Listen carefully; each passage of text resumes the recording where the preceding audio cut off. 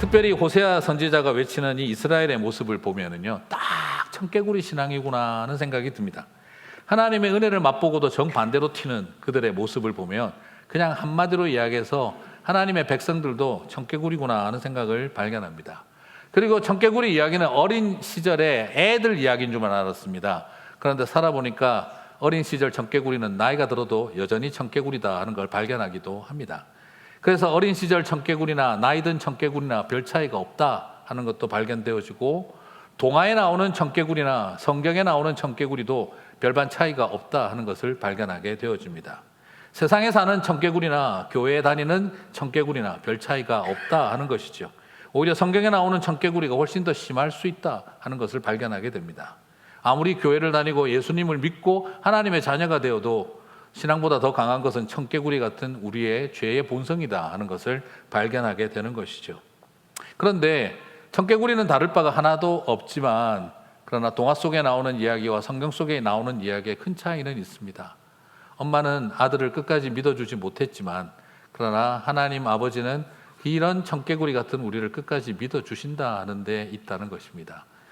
자, 오늘 저는 2026년 천문을 여는 이 시간을 시작하면서 우리의 지독한 불순종보다도 더 뜨거운 한결같은 하나님의 사랑을 보았으면 좋겠습니다.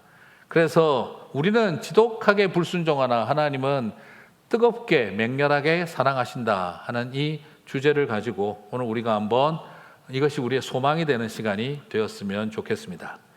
자, 그러면 청개구리 같은 하나님의 백성들은 성경에 어떻게 묘사되고 있을까요? 호세아 11장 1절 같이 보겠습니다. 이스라엘이 어렸을 때에 내가 사랑하여 내 아들을 애굽에서 불러내었거늘. 자, 여러분, 여기서 우리가 주목해야 할 것은 하나님은 우리의 주인이 되어 종인 우리를 불러내신 게 아닙니다. 하나님은 우리의 왕이 되어 백성들을 끄집어냈다라고 말하지 않습니다. 호세아서는 뭐라고 표현하고 있냐면 하나님이 아버지가 되어 아들과 딸인 우리를 불러내셨다라고 말하고 있습니다. 자, 무슨 말이냐면 여러분 한번 생각해 보시겠어요? 이스라엘 사람들은요, 유대인, 히브리인들은 이집트에 마치 이 코 뚫려서 콧불에 끼어서 끌려다니는 소 같은 노예였습니다. 사람이 참 신기하죠. 소는 그렇게 덩치가 크고 힘이 좋은데 코만 딱 뚫고 쇠고리 딱 걸면은요, 애가 땡겨도 소는 끌려갑니다. 그 덩치 큰 소도 코만 딱 걸리면은 그냥 질질 끌려다닙니다. 이스라엘은요, 하나님의 백성들이었지만 이집트의 파라오에게 코 낀 소처럼 질질 끌려다녔습니다. 그러면 하나님은 우리를 어떻게 이스라엘에서 끄집어냈느냐? 그런 우리를 코 낀 소, 말 같은 우리를 질질 끌고 나오신 주인이 아니라 코 끼어 있는 인생들의 밧줄을 잘라주시고 그 어깨에 메고 있던 멍에를 풀어주신 것이 하나님이셨습니다.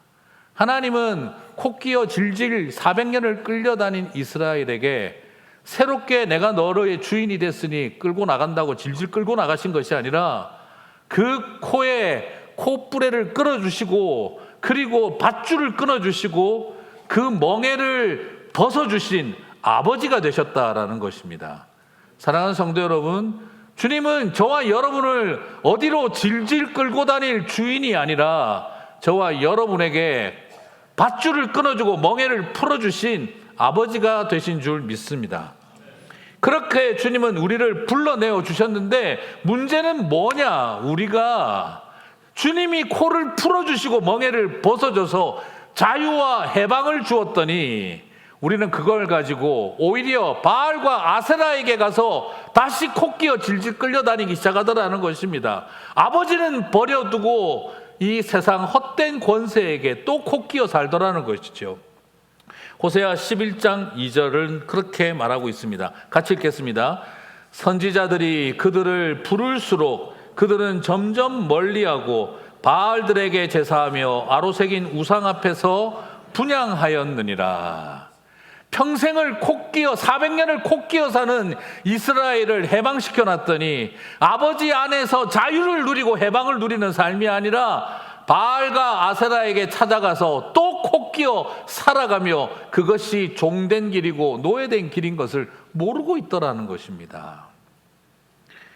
다 죽어가는 것을 살려주고 안아주고 고쳐주고 먹였더니 하나님 앞에 그러는 거죠. 고마운 건 고마운 거고요. 너무 이래라 저래라 하지 마세요. 파라오에게서 자유케 했더니 바알과 아세라에 콕 끼어서 살아가는 인생이 되니까 속이 터지는 것이죠.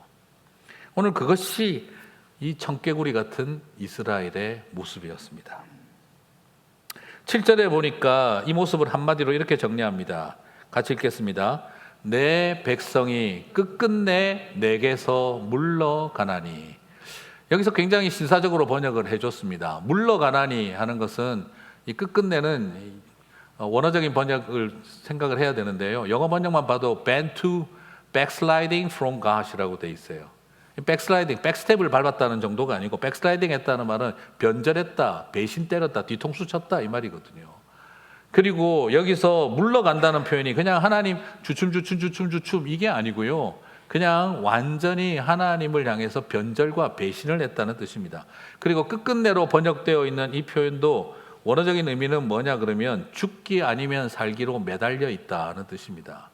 그래서 이것을 원어적인 의미를 가지고 정확하게 번역을 하면 하나님 입장에서 하시는 이야기예요. 내 백성이 나를 배신하고 변절하는 일에 목숨 걸고 매달려 있다. 끝장을 보고 있다라는 거예요.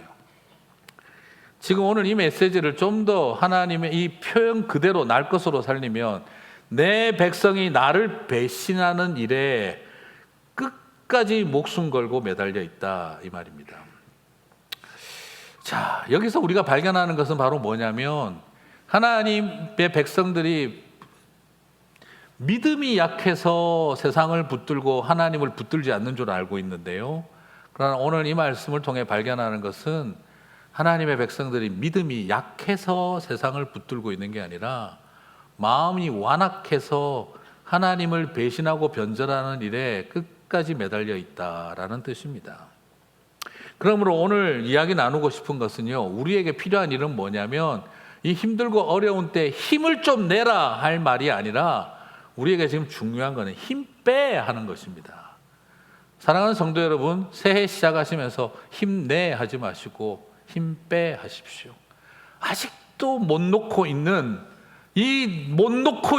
나의 이 완악한 마음을 힘을 빼는 일이 제일 중요합니다. 꽉 붙들고 있어가 아니라 이제 좀 손 놔라고 말해주고 있다라는 것입니다. 여러분, 살아가면서 정말 놓으면 죽고 붙들면 사는 걸까요? 지금 우리의 죄악된 모습은요, 놔야 사는 것입니다. 놓아야 사는 것인데 우리는 아직도 힘내서 붙들고 있다 이 말이에요. 아무것도 안 붙들고 살아가는 사람 없습니다. 나름 다 붙들고 살아가고 있습니다. 문제는 잘못된 것을 붙들고 있기 때문인 것이죠. 그러므로 먼저 말씀드리고 싶은 것은 힘내라고 이야기하고 싶지 않고 힘 빼라고 이야기 드리고 싶은 거예요. 그래서 두 손을 좀 놓아버리세요. 그러고 나면 주님이 저와 여러분을 붙들어 주실 때 힘써야 될 자리는 그 자리인 것입니다. 사랑하는 성도 여러분, 우리가 주님을 붙드는 게 아니라 주님이 우리를 붙들고 계신 것이고, 내가 주를 먼저 사랑한 것이 아니라 그가 먼저 나를 사랑하신 것이고, 내가 주의를 잘 지키고 있는 것이 아니라 주의 날이 나를 지켜주고 있는 것입니다. 우리는 우리가 잘하는 줄 알고 있지만 주님이 우리를 붙들고 있다는 것을 잊어서는 안 된다는 것이죠. 이것을 어떻게 주님께서는 우리를 이렇게 붙드시는가? 그것은요, 주님이 마음속에서 돌이켜서 긍휼히 불붙듯 하시기 때문이라고 오늘 우리 8절 말씀은 보여주고 있습니다.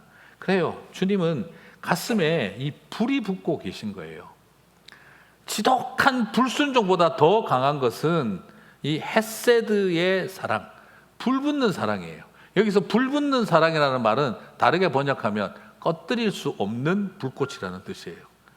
여러분, 불이 붙는 것이 중요한 게 아니라 그 불을 꺼뜨릴 수가 없는 불꽃처럼 저와 여러분을 사랑하신다는 것이죠. 여러분, 우리가 알고 있는 compassion, 이 긍휼, 히브리어로 헤세드라고 하는 이 표현은 뭘 말하느냐면 받을 자격이 없는 대상도 끝까지 신실하게 베푸시는 사랑이 바로 헤세드다라고 정의를 할 수 있겠어요. 맹렬한 진노와 심판받을 자격을 갖춘 이들도 끝까지 꺼뜨릴 수 없는 불꽃으로 사랑하는 것이 헤세드다라는 것입니다. 헤세드는 맹렬한 진노와 심판의 불덩이를 막을 수 없는, 꺼뜨릴 수 없는 사랑의 불길로 바꾼 은혜다라는 것이지요. 여러분, 진노의 불꽃은 하나님도 가지고 계세요. 그런데 그 진노의 불꽃을 주님은 사랑의 불꽃으로 바꾸어 버리셨다는 겁니다. 호세아 11장 9절 같이 읽겠습니다. 내가 나의 맹렬한 진노를 나타내지 아니하며 내가 다시는 에브라임을 멸하지 아니하니 이는 내가 하나님이요 사람이 아님이라. 내 가운데 있는 거룩한 이는 이니 진노함으로 내게 임하지 아니하리라. 아멘. 여러분, 여기에서 하나님은 하나님의 거룩을 설명해 주고 있어요. 여러분, 맹렬한 진노가 주님도 있으시다는 거예요. 그러나 그것을 불타는 헤세드로 바꾸어서 너희들에게 나타나겠다. 그게 바로 뭐라는 겁니까? 그게 거룩이라는 거예요. 거룩. 자, 먼저 여러분한테 좀 드리고 싶은 이야기는 우리 이 지역이, 근데 이게 어떻게 거룩이 되는, 이게 왜 거룩이라고 표현했을까? 여러분 한번 생각 한번 해보시겠어요? 불타는 진노는 확 불타고 나면 뭐만 남냐면 잿더미만 남아요. 그런데 똑같은 불꽃인데 가슴속에 사랑을 확 불태우면 어떻게 될까요? 불순물은 사라지고 정금만 남습니다. 퓨리티만 남습니다. 희한하죠. 진노의 불을 태우면 잿더미만 남고, 그리고 불타는 사랑으로 불태우면 그곳에는 정금이 남아요. 주님도 마음속에는 진노의 불이 올라오셨지만 그러나 그것을 긍휼의 불꽃으로 바꾸셨던 것이지요. 그리고 화병은요, 이 진노의 불은요, 싸질러 버리면 잿더미가 되는데 가슴에 품으면 어떻게 되죠? 진노를 참으면 화병이 납니다. 그런데 사랑의 불꽃을 가슴에 품으면 상사병이 납니다. 참 희한하죠. 똑같은 불꽃인데 하나는 화병이 되고 하나는 사람을 살리고 공동체를 살립니다. 하나님은 그 진노의 불덩어리를 사랑의 불덩어리로 승화시키신 거죠. 내가 너를 미워한 만큼 사랑하겠다. 그리고 나를 아프게 한 만큼 더 깊이 사랑하겠다라고 선언하신 것입니다. 이것이 호세아가 보여주고 있는 하나님 사랑입니다. 여러분, 사랑은 하나를 주고 하나를 바라는 것이 아니라, 사랑은 둘을 주고 하나를 바라는 것도 아니라, 사랑은 9을 주고도 미처 주지 못한 하나 때문에 가슴 아파하는 것이 사랑입니다. 여러분, 물론 알아요. 저 인간은 9개 받아먹고도 하나 주는 걸 아까워해요. 그렇지만 우리에게 주신 은혜는 9개를 주고도 주지 못한 하나 때문에 가슴 아파하는 것, 그것이 주님이 저와 여러분을 사랑하는 방법이죠. 그래서 사랑하는 사람은 항상 미안하고 사랑할 줄 모르는 사람은 항상 원망하는 것입니다. 사랑을 하는 사람은 항상 미안하고 사랑을 받기만 하는 사람은 불만족스러울 수밖에 없는 거예요. 정말 내 주변 사람들이 나를 사랑하지 않아서 불만이 생깁니까? 아니면 내가 사랑하는 법을 모르고 받는 법만 알아서 불만족이 넘치는 겁니까? 그래서 하나님의 사랑은요, 필연적으로 외롭고 아픈 것입니다. 그래서 구약학자인 체스터턴이라고 하는 구약학자는요, 이렇게 표현을 합니다. 구약 성경 속에 숨겨진 하나의 주제가 있다. 그것은 바로 하나님의 외로움이다. 하나님은 외로움이다.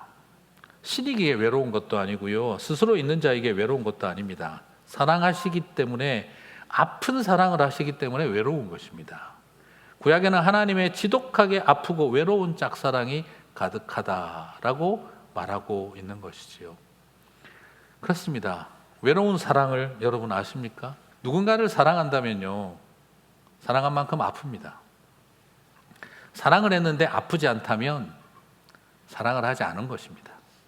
받기만 한 것이죠. 많이 사랑한 사람이 더 많이 아픕니다.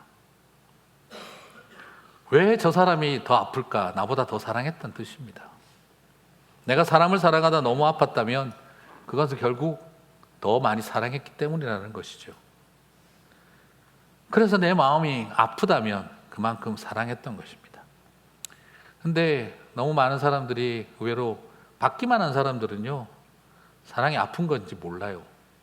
사랑은 만족스럽지 않은 것일 뿐이에요. 채워지지 않는 것일 뿐이에요. 그러나 사랑을 해본 사람은요, 사랑을 진정으로 하는 사람은요, 아플 수밖에 없어요. 그래서 하나님이 더 아프신 것입니다. 하나님의 진노에 대해서 사람들은 뭐라고 합니다. 어떻게 하나님이 진노의 불을 붓겠다느니, 하나님이 어떻게 너희를 징벌하겠다라고 하니, 심판하겠다느니 어떻게 그런 말을 하냐. 조물주가, 창조주라는 분이, 아버지라는 분이, 신이라는 존재가 어떻게 그럴 수가 있느냐라고 하지만, 성경에 나오는 그 많은 표현들은요, 신랑으로서, 연인으로서 하시고 있는 말이에요. 죽고 싶다 이 말입니다. 내가 너희들을 징벌하겠다, 죽여버리겠다, 죽고 싶을 만큼 아프다는 뜻입니다. 신랑으로서 적어 놓으신 말씀입니다. 그것이 바로 하나님이 어떻게 진노할 수 있냐? 아니요, 연인에게 배신당하고 고멜과 같은 우리들에게, 당신의 아이가 아닌 아이를 셋이나 낳으면서도 부끄러운 줄 모르는 우리 같은 신부인 교회들에게 주님이 아파서 지르는 비명소리가 내가 너희를 벌하겠다라는 말입니다. 그건 아버지의 이야기도 아니고 조물주의 이야기도 아닙니다. 그것은 살아가는 신부에게 상처받은 신랑의 비명과 같은 이야기입니다. 그러므로 하나님은 사랑이라 결코 달달한 말이 아닙니다. 하나님은 사랑이시라 아주 종교적이고 아주 영적이고 이런 말이 아닙니다. 하나님은 사랑이시다, 하나님은 아프시다 이 말입니다. 하나님은 무지 아프시다는 말입니다. 무지 상처받으셨다는 말입니다. 그러면서도 끝까지 사랑하신다는 뜻입니다. 하나님은 사랑이라 달달한 신앙적인 프라파간다가 아닙니다. 하나님은 찢어지시는 아픔과 상처를 안고 우리를 끝까지 사랑하신다는 뜻입니다. 너무 아픈 사랑이 사랑이죠. 사랑하는 성도 여러분, 지금도 그 사랑하고 계시지요? 그 아픈 사랑 하실 때 하나님께서 저와 여러분의 위로자가 되어주실 줄 믿습니다. 하나님도 그렇고 교회도 그렇고 기독교도 그렇고 신앙도 그렇고 다 아픈 사랑이시죠. 제가 그전 교회에 있을 때 가장 힘들었던 거 이렇게 적어보라고 하면은요, 어린 시절 상처, 상처의 이야기들이 나오는데 꼭 1등, 2등 안에 들어가는 게 뭐냐면 교회 분열과 다툼과 갈등, 그걸 적으시는, 한국에는 그렇게 쓰는 분들이 없거든요. 근데 이민교회는 참 많으세요. 저도 대학생 시절에 개척교회 분쟁을 겪었습니다. 저도 신학대학부터 들어가서 그냥 교회 내 인생을 하나님 앞에 내가 내 인생 던지겠습니다 하고 들어갔는데, 그래서 정말 예전에 말씀드렸던 이야기이긴 한데 그 학고반 같은 개척교회를 갔어요. 닭장교회라고 불렀던 교회. 닭장에다가 교회를 그냥 블록 쌓아가지고 교인들이 막 그냥 이렇게 쌓은 교회라 오늘처럼 비 오는 날이면 닭똥 냄새가 확 올라옵니다. 거기다가 창문 넣을 실력 있는 사람이 없어서 전부 다 그냥 블록 쌓아가지고 그냥 완전히 암실처럼 되어서 불 꺼지면 새카매요. 그런데 한 30명이 모여서 예배드리는 교회, 저는 신학교 가면서 그 교회를 출석하고 온 힘을 다해 교회를 섬겼습니다. 그런데 좀 있어 보니까 장난 아니더군요. 순한 양인 줄 알았던 분들이 알고 보니 피도 눈물도 없는 늑대처럼 변하는 걸 봤습니다. 그리고 선한 목자인 줄 알았더니 알고 보니 탐욕스러운 사꾼 목자였습니다.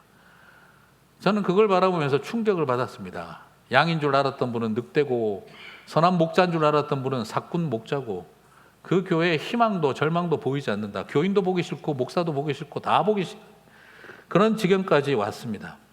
아이들, 제가 맡고 섬기던 중고등부 아이들 한 10명 있었는데 그 아이들을 쳐다보니 속이 터지는 겁니다. 그래서 아이들 모아놓고 말했습니다. 부탁하자. 니네 엄마 아빠들이 뭐라고 하든지 중고등부는 가지고 오지 마라. 니네 엄마 아빠들이 누구랑 편이 됐든지 너네들은 그 편이 되지 마라. 니네 엄마 아빠들이 어떻게 싸우든지 너희들은 이 중고등부에서 싸우지 마라. 그냥 여기서는 우리가 어른들하고는 상관없이 좀 모이자. 성경을 봐라. 성령의 하나 되게 하심을 힘써 지키라고 그랬다. 그런데 지금 우리는 사탄의 분열하게 함을 힘써 지키고 있는 것 같다. 부탁 좀 하자. 지키는 일 쉽지 않다. 하나 되는 일 힘써 지켜야 된다. 대충 해서 안 된다. 니네 부모들이 싸우는 것보다 더 힘내서 우리는 하나됨을 만들어가자. 그러나 결국에 더 이상 감당할 수 없는 지경까지 왔을 때 아이들을 지키고 보호하기 위해서 애들 다 떠나보냈습니다. 그 아이들 3명씩 묶어서 한 5교회에 연락하고 우리 아이들 보낼 테니 제발 케어해달라. 그리고 아이들하고 마지막 예배 드리고 2가지 부탁을 했습니다. 3가지 부탁을 했습니다. 첫 번째, 어떤 일이 있어도 교회를 떠나지 마라. 2번째, 선생님 어디 가는지 관심 갖지 말고 니네들은 니네 교회를 가라. 3번째, 우리 고등학생 형님들아, 너네들 가서 절대 어느 교회에서 온 거 티내지 말고 그 교회에 스며들어가고 묻혀라. 대신에 형들은, 언니들은, 동생들 챙겨라. 그 이야기하고 애들 기도해주고 교회 마당에서 떠나보내던 날 저는 그 뒷모습 바라보고 얼마나 울었는지 모릅니다. 그때 마음 먹었어요. 어떤 일이 있어도 교회는 분열되면 안 된다. 저는 그때 어린 시절 그 마음을 먹고, 그리고 그러나 또 한편으로는요, 정말 내가 목회라는 걸 해야 되나. 그리고 신학교를 다니고 있으니 학교를 갔더니 학교도 그때 뭐 학내 민주화 투쟁 같은 게 벌어져가지고 난리가 났는데 보니까 아니 어떻게 목사, 장로, 집사 이런 선교사가 모인 학교 안에 이런 비리들이 넘치고, 저는 그걸 바라보면서 교계 목사들과 교계 장로들에게 완전히 질려버렸습니다. 그리고 나서 이제부터 교회 오래 다닌 사람들은 내가 못 믿겠다고 손이 부들부들 떨릴 정도로 실망을 했었어요. 그때 그 모습을 지켜보고 제가 너무 좌절해서 자퇴서를 또 써서 학교에 갖다 내버렸습니다. 난 더 이상 목사 안 되고 싶고 이런 교회를 위해 내가 뭘 하는 거 봐라. 제가 그래가지고 자퇴서를 던져버렸어요. 근데 또 애들이 또 데모를 심하게 하는 바람에 학생처에 또 화염병을 던져가지고 불을 질러버렸어요. 다 끝나고 나서 나중에 가니까 제 자퇴서가 다 불타서 없어졌다고. 하나님 뜻인가 보다 생각하고 다니라고 그냥. 학생 과장님이 분명히 내가 너한테 받은 거 확실한 거 아는데 지금 애들이 화염병 던지려 가지고 불 붙어버리는 바람에 이게 지금 다 타버렸다. 젊은 날 교회를 다니면서 그런 생각이 있었습니다. 어떻게 평생을 성경을 연구하고 하나님 앞에 기도했다던 제사장과 바리새인들이 예수님을 십자가에 죽일 수가 있었을까? 도저히 이해가 안 간다 했는데 그 일을 겪고 난 다음 평생 성경 읽고 교회 가서 기도해도 예수님 죽일 수 있겠구나 하는 걸 알겠더라고요. 그리고 그것이 이해가 된다는 사실이 저를 더 슬프고 좌절하게 만들었어요. 그래서 하나님, 저 다 때려치우고 싶습니다. 그렇게 기도하며 내가 왜 이걸 다 포기하고 여기까지 왔습니까? 질문하고 있었을 때 주님은 제 마음에 너의 분노가 나의 사랑이다 라고 말씀해 주시더라고요. 이 교회를 바라보고 주님의 찢어지는 아픔이 우리를 향한 불타는 사랑, 그 맹렬한 진노의 불꽃을 사랑의 불꽃으로 바꾸신 것처럼 오늘 그때 저에게 말씀해 주셨어요. 나도 이 교회를 바라보며 꺼뜨리지 못할 분노의 불을 가지고 있었지만 그러나 나는 그들을 향해 사랑하고 있다. 그것이 저를 이 기독교회에 남아있고 목사가 되게 만든 하나님의 은혜였습니다. 십자가를 다시 바라봅니다. 불타는 진노를 불타는 사랑으로, 긍휼로 바꾼 곳이 십자가입니다. 십자가는 분노의 불덩어리를 사랑의 불덩어리로 바꾼 곳입니다. 하나님이 우리를 그렇게 사랑하셨으니 우리도 사랑함이 마땅하다 싶습니다. 우리 사랑하는 정직이 교회, 저는 그런 생각을 해봅니다. 어떤 일이 있어도 그렇게 되어져서는 안 되는 하나님의 교회가 되게 해주시고, 분노의 불꽃이 사랑의 불로 변하는 곳이 되게 하여 주시옵소서. 말씀을 마무리하겠습니다. 우리는 배신과 변절에 매달려 있는데 예수님은 사랑과 용서에 매달려 있었습니다. 나는 지금 어디에 매달려 있는지를 살펴봤으면 좋겠습니다. 우리가 목숨 걸고 매달려야 할 곳은 십자가인 줄 믿습니다.